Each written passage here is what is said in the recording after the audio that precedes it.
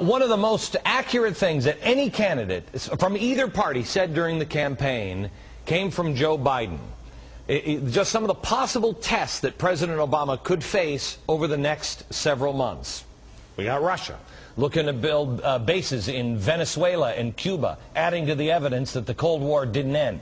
The tactics just changed. China has indicated that it may stop buying our debt. Boy, that would be really bad if they would do that. And they're getting more aggressive about international waters. In recent days, they've gotten bold enough to start harassing American ships. Iran has denied a UN report that it said it was slowing down its nuclear program. They now say, we're looking to become a nuclear power as soon as we can. North Korea is moving forward with a planned satellite launch that Secretary of State Hillary Clinton says amounts to a long-range missile test. So, where is our president? What is he doing? Mark my words, it will not be 6 months before the world tests Barack Obama like they did John Kennedy. The world is looking. We're about to elect a brilliant 47-year-old president of the United States of America. Remember I said standing here, you don't remember anything else I said. Watch, we're going to have an international crisis, a generated crisis, to test the mettle of this guy. And he's going to have to make some really tough, I don't know what the decision's going to be, but I promise you it will occur. As a student of history and having served with 7 presidents, I guarantee you it's going to happen. You know, he also went on in that same speech to say he's going to make what looks like the wrong decision, but I ask you to stand with him. It's going to look wrong, but it'll be right in the end, so stand with him. What does that even mean?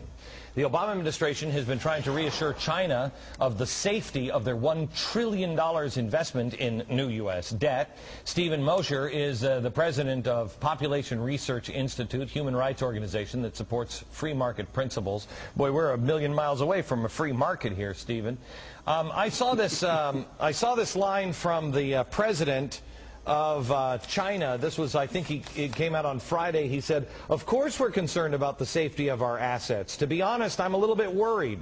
I request the U.S. to maintain its good credit, to honor its promises, and to guarantee the safety of China's assets. Why did the Premier of China say that? Well, the Premier of China says that because we and China are joined at the hip. We have been joined at the hip now for the last 30 years. Since we bought into the idea that if we traded with China, if we invested in China, if we bought a lot of Chinese-made goods, that they would become like us. Instead, of course, they're becoming less like us. We're becoming more like them in the sense that the government is increasing its role in the economic sector and appears ready to assault us on the cultural front as well. So we have bought into the idea that we can somehow change China. And in fact, that's not happening.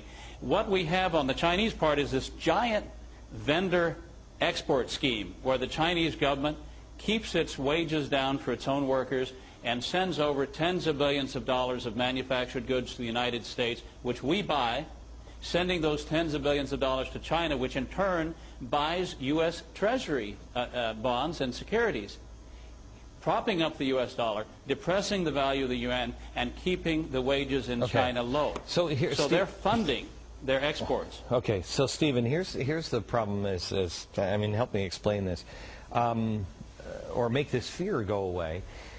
You have Germany, you have France, I think Tony Blair has said it, you've had China say it, the G20 is coming up. They're all talking about having a new reserve currency, a new global currency to replace the current global reserve currency, which would be the dollar. If that would happen, it would just destroy the United States. Are we seriously, is this some sort of game that everybody's playing? What is it? What is the end game here? What's really going on? Well, first of all, I do think we face fairly substantial inflation over the next couple of years because we're spending beyond our means, right? We're running up the bill on the national credit card, and we keep going back to the bank, not the Bank of America or AIG. We own it. We go back to China and say, lend us more money, lend us more money. What does it mean in substantial inflation? We're already in inflation. What does substantial inflation mean to you? Well, if the world starts cashing in its dollars, and remember there are at least as many dollars overseas as there are in the United States, we're going to see the dollar lose 20%, 30%, 40% of its value over the next few years. That can happen faster or slower. It depends on how much more money we spend that we don't have. And as far as I can see, the spending spree in Washington is by no means over. Well, now, will China tomorrow try to sell its $800 billion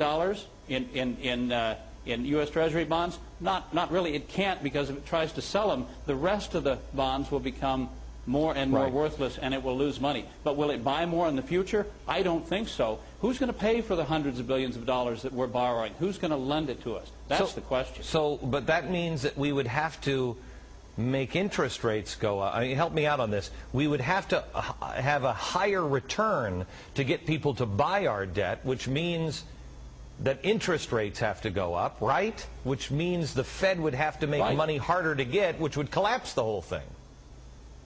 Right? No, think about your own credit card. You know, you spend money over your limit, which we're doing now as a country, and the bank raises the interest rate on you from 15% to 20% to 25%. We're going to see the interest rates on the Treasury bonds spike up in the years to come. Okay. A new worldwide currency that would replace the U.S. dollar would destroy the dollar. And of course, they're not talking about gold as a reserve currency. They're talking about another confetti currency that they will then be free to manipulate and of course, inflate as they see the need. I hope we could have Al Gore right there in the center, or somebody with a blue helmet. Wouldn't that be great, America? Okay, thanks very much. I appreciate it. Now, if you're thinking about